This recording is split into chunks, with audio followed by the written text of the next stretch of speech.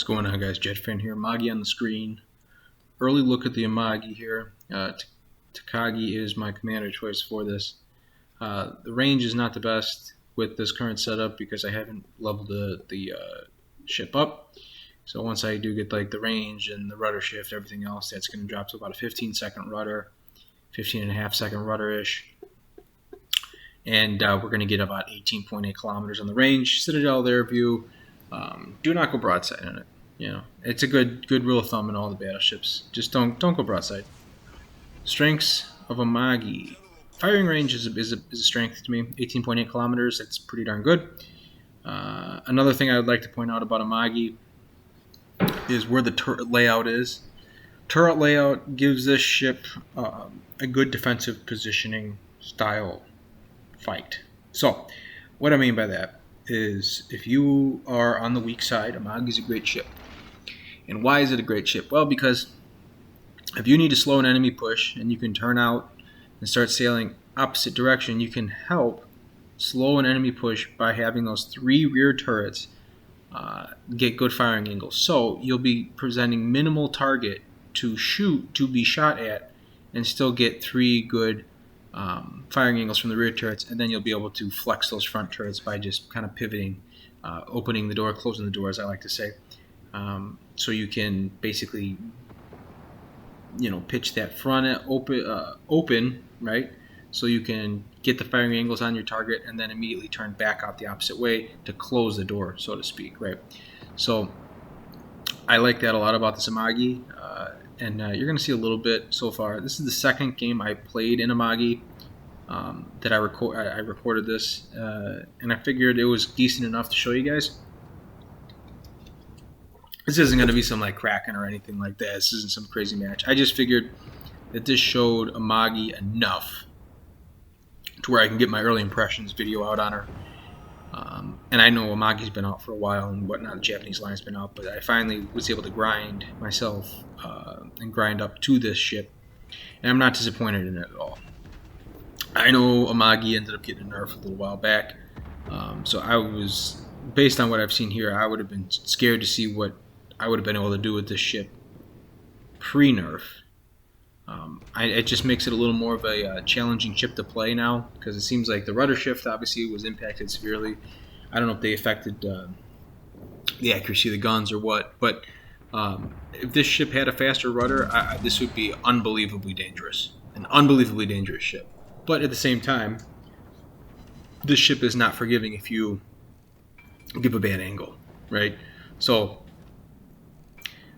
this ship is meant to, from what I've played so far and from what I think, the ship's meant to be played at medium to longer range. This isn't a brawler. This isn't a ship that you get up close and you start duking it out, right, with a Bismarck or a Tirpitz, right? No. You play at medium range. You play outside of 11 to 12 kilometers. You support your friendly ships. You prevent people from moving around the map, and that's how you influence the game, in my opinion. Now, obviously, late game, you can push a cap. You can do something like that. But there's a perfect example, like an 11-kilometer shot, right? So we got the Citadel. We ended up taking the New Orleans down. So once this thing gets leveled up, we're going to have 18.8 kilometers on the firing range, which basically is enough to influence and flex on the whole map, most maps in the game, from a central position. Now, if you're looking at the way this game's kind of playing out, we don't have a ton of support at the A-cap. There's one cruiser toward the A-cap, and the good thing is our aircraft carrier is supporting the A-cap. Now, I turned out because I didn't see that working out, and I wanted to kind of get behind this island here so that way once these reds start to come around this island, I can punish them on their broadside. So you see George is starting to come around the corner here. That's the firing angle I'm providing him, and I have all the guns on target. So you see I'm pretty steeply angled, and it's not going to take very much for me to just turn the rudder back the other way. I just kick it into forward. We end up taking 9K off of him with 4 standard pens. So, and then he sends the sailboat back. We immediately start to turn out. And let's see how much damage we take. So we take 5,100 damage. So 9K to 5,100, it's a positive trade for us. Plus we also have more health. We're just trying to slow him down. And we're doing our job right there. Why? Because we forced him to turn out. Our job and what our goal is here is we just want to buy enough time to where our friendlies can push the C cap and try to influence the game as much as possible to get the C cap. And that way we have 2 caps. In worst case, if that is the case, then they Reds may capture the A cap, and then it just comes down to just trying to duke it out for one of those.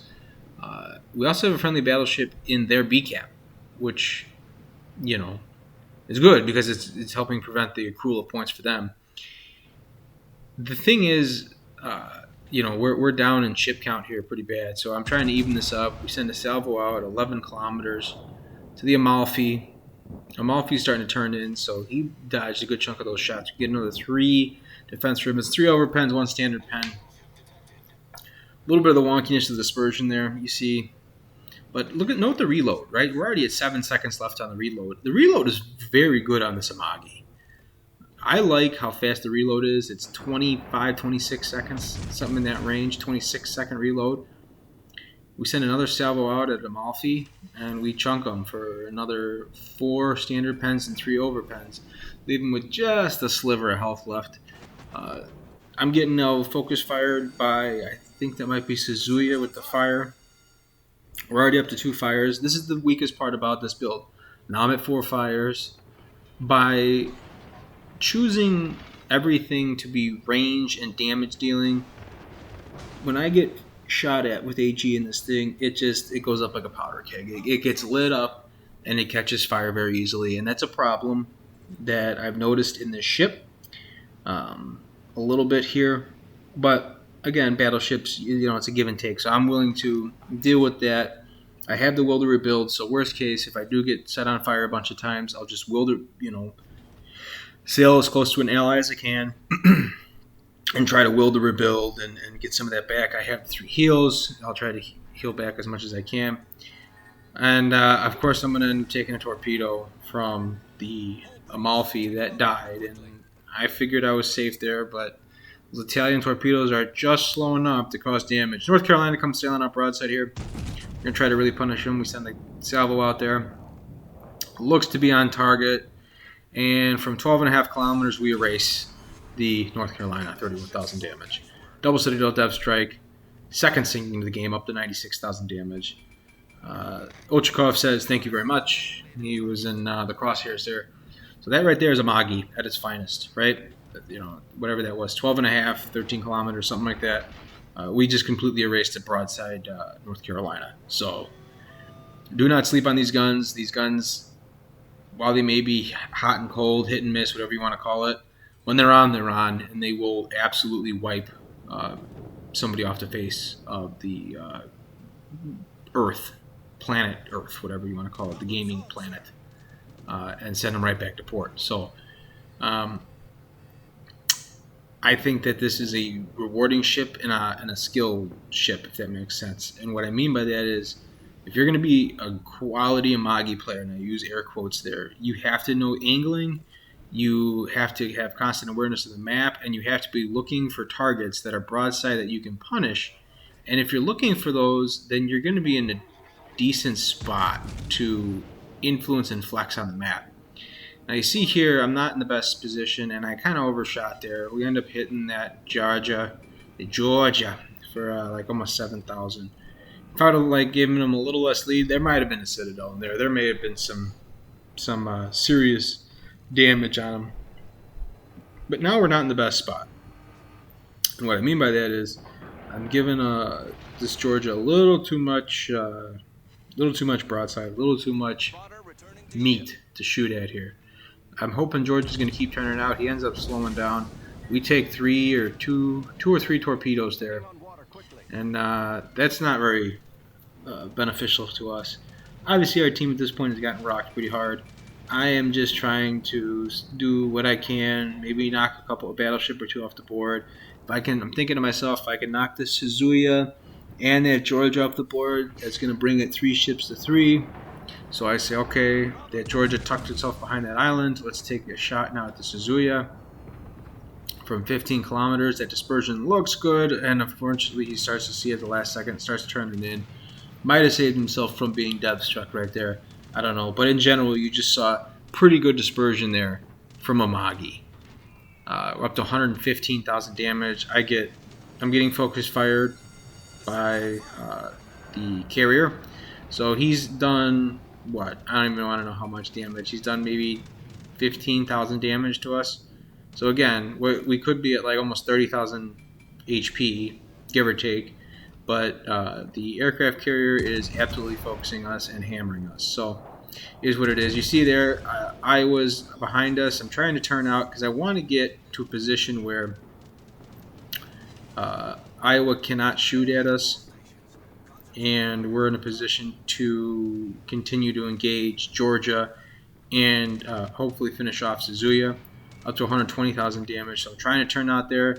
There you see another, what is that, 8K by the aircraft carrier. So the aircraft carrier has had a huge influence on this game so far. Huge influence because it has dislodged me from my spot where I was influencing the game, forces me to get engaged. Bismarck comes around the corner, and obviously I have flat broadside, so he ends up taking me out at 133, almost 134,000 damage.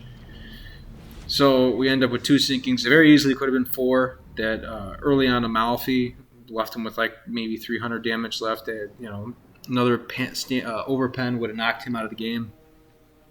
And then we had that Suzuya that again we hit him hard, barely left him with any health. That could have been another sinking. So it could have been a 4 sinking game, but we have 7 defense ribbons, 3 incapacitations, a fire, 4 aircraft shot down, and a dev strike. So that, from what I've seen, this is a relatively standard game for Amagi. Amagi's very weak against aircraft carriers, does not have very good anti-aircraft from what I have seen and from what I've felt when I've played Amagi. Now, at the same time, obviously being tier 7, somehow aircraft carriers have an invincibility perk. So whether I'm fighting against people who know how to use that perk and use it at the proper time, and basically it makes my AA worthless for those 6 seconds. That I don't know. So that could be a factor. But again, I only shot down 4 aircraft, and I had aircraft buzzing over my head for almost the whole game. So, I mean, I was getting basically from the middle of that game on, when we were down to about 4 surface ships, I was getting hammered by aircraft because I was the lone wolf in that area between those 2 caps, and it's kind of the way the game is at this point. You get caught out in the open, and you don't have some super crazy like anti-aircraft ship build. You're just gonna, the carrier can just pick on you because you can't do damage to him, but he can keep hammering you, and it just is what it is at this point. You try to do what you can. It's part of the game now. They're here. They're in the game. Like them, hate them, love them, loathe them. Doesn't matter, right? They're here. So you got to adjust the play style to it. I'm not saying you got to play like a coward and cower in the back, but if you're going to make your push, you have to be mindful that, hey, I may get focused and I have to have a route or a plan to get out and get back to friendly waters, right, as safe as you can get by other ships, and kind of form a group or a formation to basically deter aircraft as much as possible. But obviously that didn't happen. I kind of got caught out. I got trapped there between basically 3 battleships. The Suzuya had me getting set on fire, which forced me to have to sail further into that trap. And unfortunately, I wasn't able to sink Suzuya. I wasn't able to knock Georgia out. I held those shots a little too long against the Georgia early on. So that ended up costing me the opportunity to engage Iowa and Bismarck. But again, I hope you guys liked the video. If you did, leave it a like. And Amagi, check it out. We'll see you on the high seas, guys.